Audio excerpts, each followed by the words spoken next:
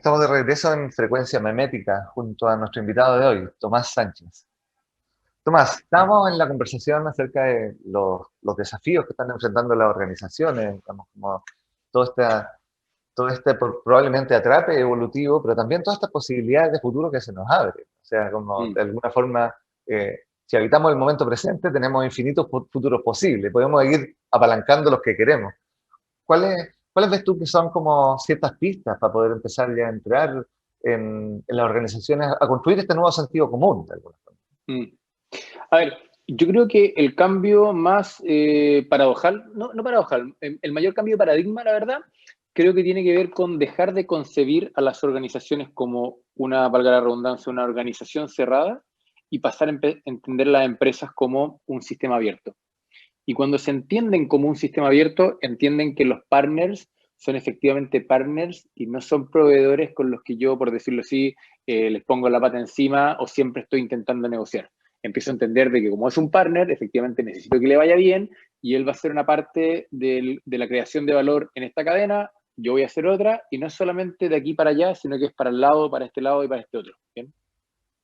Y cuando esa forma de pensar cambia, justamente se te amplía el mundo de posibilidades y al mismo tiempo creo que se amplía las oportunidades como para toda la sociedad en términos de generar una economía más inclusiva, porque dejamos de estar todo el tiempo en una lucha como de suma cero, ¿cierto? Pensando en que tenemos que repartirnos la torta y empezamos a pensar en todo el tiempo cómo hacemos crecer la torta.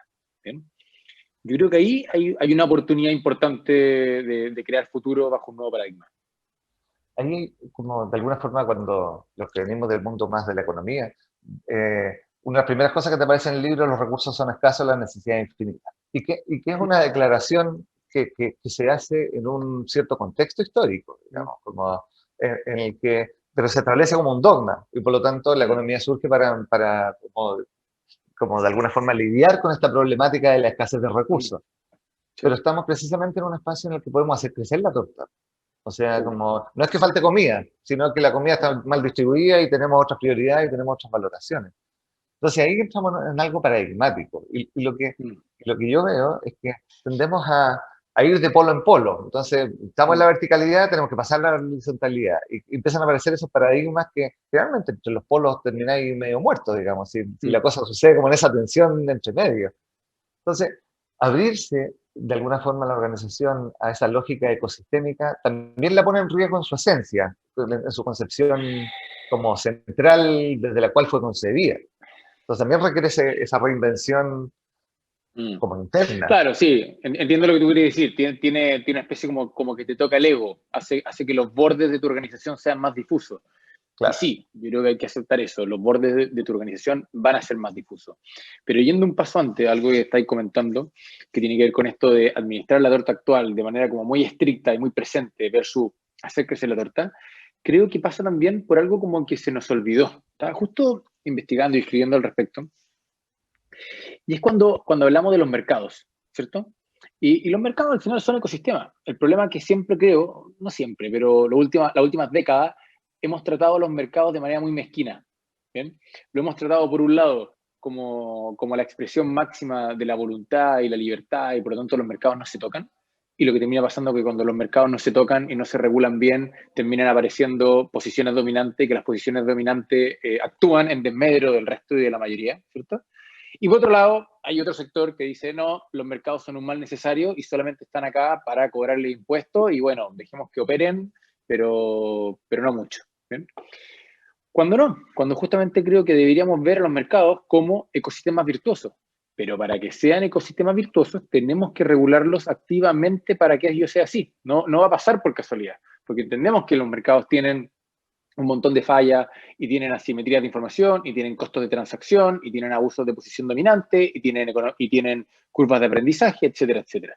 Pero en el fondo, sabiendo eso, si es que yo soy capaz de empujar el mercado para que siempre sea competitivo e inclusivo, es decir, que atienda a todos los segmentos de la población, que no deje a nadie afuera, que sea pagable, ¿cierto?, por todas las personas y por todos los potenciales clientes, es maravilloso. Es decir, tenemos un círculo virtuoso que puede ser creado, pero siento que esa conversa en general no se tiene así. No somos conscientes de lo beneficioso que puede ser un buen ecosistema.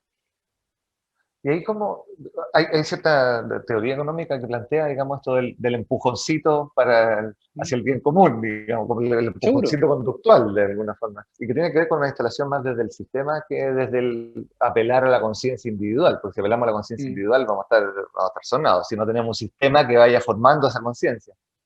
De alguna forma, ¿cómo ves tú ahí el, el rol que tiene que tener en este caso en el tema de las normas del juego? O sea, porque una cosa Mm. que nosotros poníamos en el libro Invisible es que en Chile no existe meritocracia real, existe una Mm. democracia media ahí a media y existe un mercado imperfecto. Entonces, no es un problema del Mm. mercado, no es un problema de la democracia, no es un problema del mérito, es un problema de cómo opera esta lógica. Mm. Estoy por ahí, ¿ah? Yo creo que es problema de todos los que comentaste, ¿eh? Yo creo que si cada uno de esos sistemas tuviera mejores reglas, que también quiero hacer un disclaimer acá, un paréntesis importante, no es que las reglas sean malas per se, es que las reglas van quedando obsoletas. Sí, claro. Entonces, tal como uno podría decir, esta regla de competencia o de sistema electoral era buena para el año 90, está perfectamente bien que el año 2010 haya que cambiarla. Y no por eso tenemos que rasgar vestiduras diciendo la gente de hace 20 años era mala e injusta. No, hace 20 años atrás era el sistema correcto o era la norma correcta, hoy día tenemos que actualizarla. Pues bien, yo creo que tanto las reglas de mercado como muchas veces las reglas de la democracia hay que ir actualizándolas y no las hemos ido actualizando proactivamente. Hemos tenido un approach hacia la legislación que es completamente reaccionario. Es decir, legislamos cuando tenemos un problema, en vez de legislar cuando vemos que vamos a tener un problema. Entonces, uno debería ser capaz de ser suficientemente visionario y que, sorry, la palabra visionario muchas veces suena como muy grandiosa, pero no, hay cosas que son bastante obvias. Entonces, es como el tema de las pensiones. Todo el mundo el año 2000 sabía que los números no daban. Y simplemente nadie se puso de acuerdo en cómo se legislaba bien y tiene que reventar el problema 15 años después. Es lo mismo. Uno ve ciertas industrias donde hay una concentración de mercado tal que estamos esperando que alguien venga a hacer una denuncia de colusión o algo por el estilo para investigarlo. Cuando no, no es que debiese ser investigado, es que debiese ser promovida la competencia para generar un mercado que sea más beneficioso para todo el mundo. Entonces, no tiene que ver con salir de la lógica, alguien generó un crimen en el mundo de la competencia y alguien activamente se coludió al decir, no, yo necesito que este mercado sea más competitivo porque es un mercado muy importante. Entonces, un ejemplo que para mí está dando bote, es toda la ley de Open Banking en el mundo bancario, ¿cierto? Probablemente ninguno de los bancos está coludiendo. Y me imagino que la Fiscalía de Defensa de la Libre Competencia, perdón, la Fiscalía Nacional Económica, debe buscar casos por el estilo. Pero el punto no tiene que ver con que si los bancos están haciendo algo mal. Tiene que ver con que yo quiero que ese sea un mercado más competitivo y para que sea más competitivo necesito bajar las barreras de entrada y necesito hacer que entren nuevos actores que entreguen nuevos servicios a mejores precios y así termino beneficiando al consumidor final. Y eso es lo que no estamos haciendo.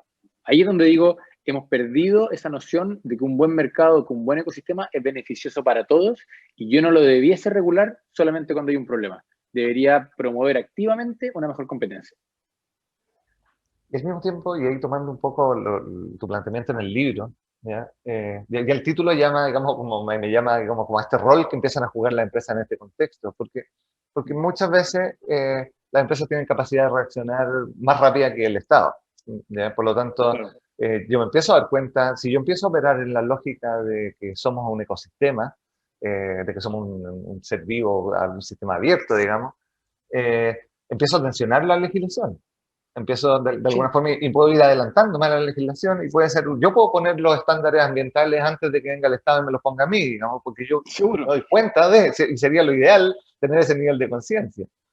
Pero ahí el gran tema es cómo se, de alguna forma, y que sucede también dentro de la organización, cómo hay, agarrando esta tensión de cambio por un lado, con esta tensión de conservación. Nos vemos enfrentados este domingo a elección de constituyentes. Probablemente la constitución la debemos revisar cada 50 años, no sé, digamos, incluso Mm, menos, dar esta velocidad y estar abierto a que, claro, estas normas ya hace 30 años las escribimos, ya no son las que necesitamos hoy día, digamos, aparecen otras problemáticas. exacto. Entonces A hay ver, esa tensión, conservación, cambio.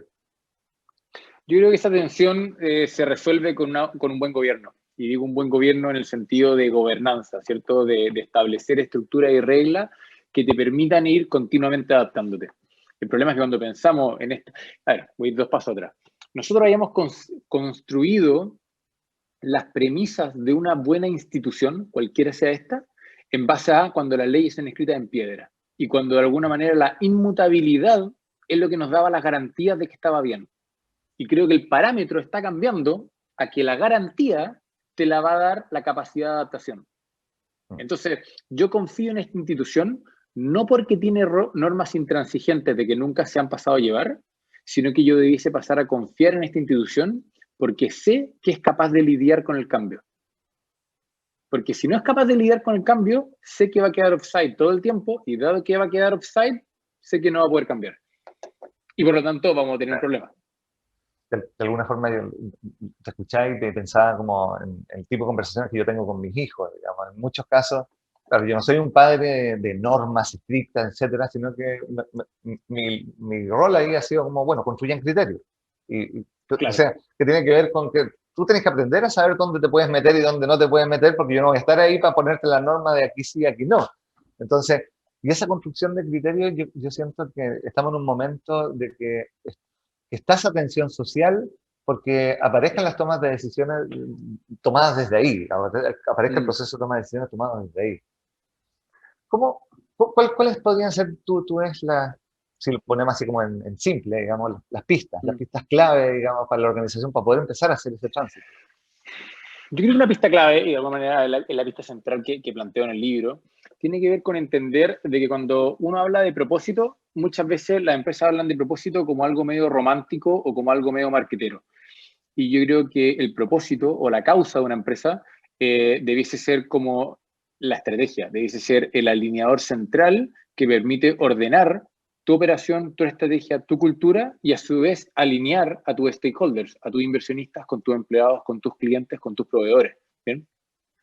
Porque en el fondo hoy día estamos en un problema de que las empresas se están haciendo cada día más políticas, sin querer queriendo, ¿eh? El mercado las está llevando hacia allá. No es que las empresas vayan a votar por un partido o vayan a adscribir por un partido, como por ejemplo lo hacen los medios en Estados Unidos, sino lo que pasa es que las empresas empiezan, sin querer queriendo, a atraer talento, en el caso de los empleados, inversión, en el caso de los accionistas, o justamente clientes, en el caso de su propuesta de valor, a personas que están alineadas con sus valores y con sus proyectos. Entonces te empieza a pasar de que hoy día los inversionistas dicen, ya, yo quiero rentabilizar mi patrimonio, pero quiero rentabilizarlo alineado con los temas que a mí me importan. Entonces cuando tú ves que la plata se empieza a ir y empieza a responder 2 preguntas, empieza a responder la pregunta de rentabilidad y empieza a responder la pregunta de impacto, tú te das cuenta que la empresa tiene que levantar la mano y decir, señor inversionista, elíjame a mí, porque yo no solamente le voy a traer retorno, sino también que le voy a dar impacto positivo en temas medioambientales. Y va a llegar el inversionista de vuelta y le va a decir, interesante, pero la verdad es que yo prefiero temas de inclusión de mujeres. Y me voy a ir por otra inversión. Y después va a pasar lo mismo. El cliente dice, yo voy a comprarle a esta empresa, pero la verdad es que me doy cuenta que no me basta con que me lave bien los dientes, la pasta de dientes, sino que también estoy esperando que tenga un impacto ya sea en términos locales o un impacto en inclusión de personas con discapacidad o lo que sea, ¿cierto? Uno empieza a ver de que los relatos en torno a los valores se hacen realidad. Y es medio paradojal, y con esto termino, porque si tú lo pensáis, este era el sueño del marquetero hace 40 años atrás, el que te decía, mira, yo puedo hacer que la persona me elija por precio, por calidad, por atributos funcionales, por atributos emocionales o por estilo de vida y valores de las personas. Y pasó que eso se hizo cierto, pero cuando yo le promuevo o yo le cuento a ese consumidor de que yo comparto sus valores, como estamos en un mundo transparente, ya no puede ser una vendida por más. Hoy día tiene que ser real, porque yo no le puedo decir que yo soy muy verde si es que al día siguiente todo el mundo nos vamos a enterar de que tenemos procesos que no lo son. Entonces, nada, yo creo que es bien interesante como sin querer queriendo, la empresa hoy día está bajo el foco, ¿cierto? Está arriba del escenario, cuando tú tenías un montón de clientes, de empleados y de inversionistas que le están pidiendo que respondan por temas que antes yo le habría exigido a los políticos. Y hoy día se lo empiezo a exigir a las empresas. Y un chip que me parece interesante desde la perspectiva económica, digamos, como porque pasar de la empresa existe exclusivamente para maximizar las utilidades de los accionistas, la empresa existe para tener impactos diversos, incluido el económico, es un cambio de switch importante, digamos. Y otro de los problemas económicos tiene que ver con la problemática de los comunes. Y Ostrom lo tomaba ahí y decía, bueno, ¿cómo lo hacemos Sí. para no echarnos el ecosistema porque estamos todos maximizando utilidad en el corto plazo? Y ahí, de alguna forma, lo que yo veo que uno de los insights a instalar en las organizaciones es que sí hay métodos, porque es ahí donde yo veo que se quedan asustados, digamos, y así, pero ¿cómo hacemos esto? ¿Cómo la gente va a querer hacer lo que quiere? Pero hay ciertas pistas de métodos, digamos, y hay ciertos procesos, claro, tú decías, la estrategia centralizada, los procesos, digamos, como la distribución, la toma de decisiones. ¿Cómo ir insertando este virus nuevo, digamos, en las organizaciones para que se vayan abriendo a eso? Dos cosas. Uno, yo creo que se va insertando a punta de mercado, se va insertando a punta de que se van dando cuenta de que no son capaces de lidiar con el mercado, ya sea porque no están atrayendo a buen talento, porque los inversionistas le piden estándar de ESG cada vez más exigente, o porque el cliente los deja de comprar, o porque tienen problemas con las comunidades. Entonces, cuando tu vecino te está pidiendo ser no solamente un buen vecino en el sentido de que no hagas ruido, sino que quiere un buen vecino en términos de que colaboremos juntos, te cambia las reglas del juego. Y después, tomando el comentario de Ostrom, es que al final pasa de que la empresa, y acá es un planteamiento pragmático, termina siendo un buen vehículo relativamente simple. Sin ser un experto en Ostrom, pero en el fondo entendiendo lo que planteaba ella, de que al final tenemos que establecer un montón de reglas y tenemos que generar un sistema para que justamente todos actuemos en beneficio de todos. Muchas veces esa regla y el enforcement de esa regla es muy complejo. Y la gracia es que dentro de la estructura de reglas que ya tiene una empresa, la empresa se te transformó en un vehículo muy efectivo y ya está creado. Entonces, acá tiene que ver con simplemente usemos a estos vehículos que ya están disponibles y la pregunta es cómo lo usamos para hacer el bien. Y estos mismos vehículos que quieren asegurar su supervivencia, es decir, las empresas quieren seguir existiendo, claro, no les queda otra que seguir la voluntad del mercado. Y la voluntad del mercado es la de todos nosotros. Y ahí de nuevo hay un juego que muchas veces uno llega a un equilibrio que es subóptimo o tenemos, ¿cierto?, los típicos temas del dilema del prisionero, pero hay un buen espacio. Creo que hay una buena oportunidad de cómo esto puede terminar siendo un loop, un feedback positivo más que uno destructivo. Y de alguna forma, en lo que estamos viendo, las empresas son un motor de cambio cultural gigantesco. La mayoría de las personas en el mundo están metidas en organizaciones y desde ahí probablemente el que estamos intencionando y desarrollando y habilitando, valorando nuevas prácticas en función de eso. Tomás, muchísimas gracias por esta invitación. ¿Algo que quieras decir así para cerrar? ¿Alguna pista que te quede al tintero? No, de lo que tú estás recién diciendo y que tú lo comentaste la pasada, que tiene la gracia de que cuando estos cambios los toman las empresas, terminan siendo más duraderos y más sustentables, ¿cierto? La empresa, en una relación mucho más fluida y mucho más responsable o accountable, como dicen los gringos, contra el mercado y contra las personas, se ve forzada a cambiar mucho más rápido, ¿cierto? Los clientes se enojan, las comunidades se enojan y a la vuelta de un par de meses una empresa puede estar en problemas serios, ¿cierto? Los gobiernos son mucho más resilientes en ese problema, en ese sentido. Y como son más resilientes, son capaces de aguantar mucho más sin adaptarse. La empresa, al estar más forzada a adaptarse más rápido, son capaces de hacer real ese cambio que queremos ver en el mundo, ¿bien? Y al mismo tiempo, cuando se adaptan, son capaces de hacerlo sustentable en el tiempo sin tener que estar, por decirlo, con una muleta por el lado constantemente. Y eso creo que ahí es donde está la oportunidad. Es cuando uno entiende a la empresa como un vehículo activo de generación de bienestar y el ecosistema en torno a ella, creo que hay una buena oportunidad para resolver muchos de los problemas que tenemos hoy día como sociedad. Muchísimas gracias, Tomás, por este espacio. Gracias por aceptar la invitación. Muchas gracias a ti, Pablo. Muy buena conversación. Sí, seguimos conversando. Va a estar bueno esto. Estamos al cierre, vamos a una pausa musical y volvemos al cierre de Frecuencia Magnética. ¿Cuál es el futuro que deseamos? ¿A dónde podemos llegar con el crecimiento de la inteligencia artificial, la influencia de los sistemas B y los crecientes cambios sociales? Reflexiones sobre los futuros posibles y probables. Cada lunes y miércoles a las 11 horas en Exploradores de Futuros. Con Bárbara Ferrer. En divoxradio.com. Desde Chile para el mundo. Divox Radio. Señal online.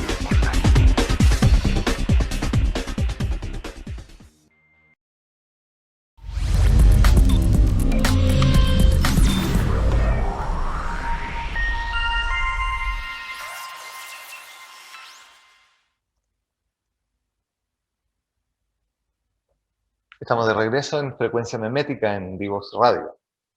Estuvimos con Tomás Sánchez, autor del libro Public Inc. Y estuvimos conversando sobre el rol de las organizaciones, sobre el rol de las organizaciones en el momento que nos está tocando vivir, en el momento complejo que estamos habitando como humanidad. Y ahí Tomás decía algo que me parece súper relevante de rescatar, que las organizaciones pueden ser tremendos vehículos para la transformación y el bien común. Es el mercado el que las va a estar empujando hacia eso. Y probablemente, como en todo proceso adaptativo, las organizaciones que no sean capaces de escuchar esa tensión, de gestionar esa tensión, de incorporar esa gestión a su quehacer cotidiano, es muy probable que tiendan a desaparecer. Entonces el desafío está ahí.